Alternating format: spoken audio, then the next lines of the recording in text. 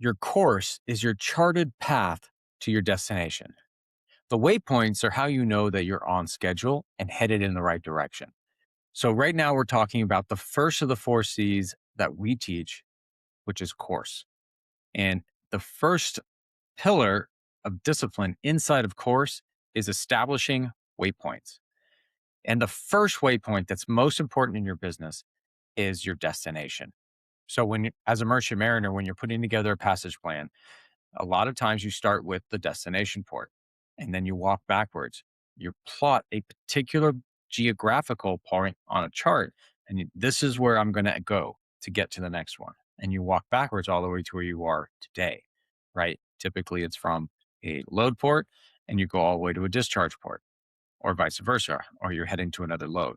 But you go from port A to port B and you chart your path. You chart the waypoints along the way, along the route that are going to get you there safely and efficiently.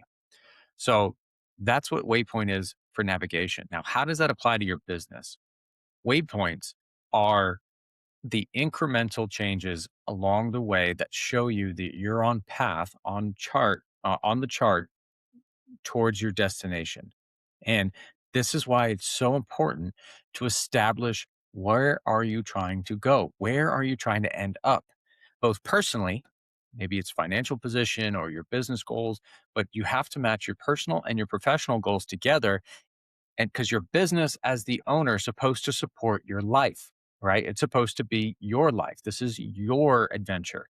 The business gets to support you. And most owners don't take the right time or enough time to think through, what are they trying to end up.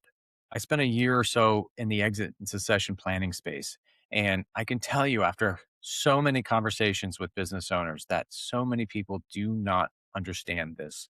And it's the cause of much grief and regret later in life. So here's an example. Let me talk to you about somebody that I worked with not that long ago. We'll call him Brian. He worked in healthcare. He was early 60s.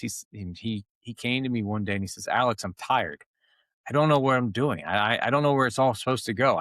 I want to be out of this business soon, but I don't know how. I don't know how to do this well. And I definitely don't want to just shutter the doors. I've got customers that I've built relationships with, and I've got employees, and I just the weight of the psychological weight of everything just was a burden, and it felt like a prison. It felt like the everything was trapping him inside of the business, and with no way out. The business that once provided so much freedom now became his prison. And that was the emotional position that he came to me in. And so within the first couple sessions, we need to establish as soon as possible what you're trying to achieve. We went through the different outcomes and exit scenarios, and we're like, okay, what are you trying to achieve? And for him, the answer that he came to personally was, he wanted to be able to pass this off to somebody locally that can maintain the same level of touch. He wanted to make sure that they had a good system and that they could enjoy a business opportunity the way he had enjoyed it, giving him so much economic freedom. He wanted to be able to pass that on to somebody else. That was important to him. So that's what we did. With that foundation, with that destination in mind, over the next few months, we set about building him this charted course that's going to help get him from where he was to where he wants to go. And he's still on that path and on pace today. But that wouldn't have been possible without first understanding the destination.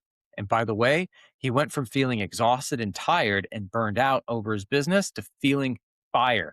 I got to watch that fire come back into his eyes. And I'm telling you, it lit me up to see how fired up he was about his business once again, because he knew where he was taking it now. So much of burnout happens as entrepreneurs because we lose focus, or we lose sight of what it is that we're trying to achieve. And it's okay to change goals, but you have to be clear on that change, right? For him, he was in a stage of life in which he didn't know why anymore. He had enough money. It wasn't about money anymore. It was about a legacy, leaving a legacy, and maybe helping somebody else. There are other things that were important to him as somebody in his early 60s, right? So for you, maybe you're in your mid 30s and maybe money is still important. Maybe you got economicals, and that's all okay. Everything is okay, but without understanding your destination, it's going to be super hard for you to be motivated in the short run to do what's required to get there because you're going to be motion. A lot of people confuse motion with progress. They're not the same thing. You can be busy and not progressing towards your destination. Busyness, it does not equal productive, and that's a hard thing to swallow sometimes.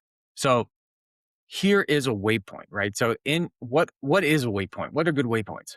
Waypoints are the big picture geographical and numerical, meaning the date and time calendar, date and time that you're trying to be at a certain position, right? So for you, that's what a nautical terms is: geographical and an ETA, estimated time of arrival. Those are two things that are important when you're navigating. In your business, it's very similar. You have, what does the data point look like at a particular time and date? And that's it. Don't try to complicate it. Some good benchmarks are going to be your revenue, your gross profit, your EBITDA. Those are all very solid benchmarks that you should be measuring and understanding very, very well. But other benchmarks that people sometimes miss are time back. Dan Martell talks a lot about this in his book, Buy Back Your Time, which I encourage everybody to read because it's a great read and you can learn a lot from him. But it's about how to buy back your time, and that your time is your most valuable asset you have as an owner. And that when you own a business, you are trying to get back as much of that as you can so you can start focusing on higher level and higher leveraged opportunities.